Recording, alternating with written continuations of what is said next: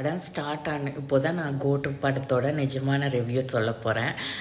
இப்போ தான் நான் பார்த்துட்டு வந்தேன். படம் ஸ்டார்ட் ஆனதுமே விஜயகாந்தோட ஃபேஸ் மாஸ்க் மாதிரி போட்டு ஒரு ஃபைட் பண்ணுறாங்க.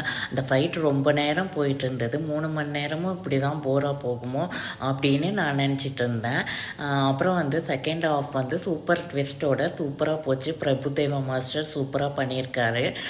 அப்புறமா ட்ரெயினில் அவங்க ஒரு போலீஸ் ஆப்ரேஷன் பண்ணும்போது வில்லனோட ஃபேமிலி செத்து போயிடுறாங்க. அது விஜய் சார் கவனிக்கிறது இல்லை, பெரிய விஜய் சார்.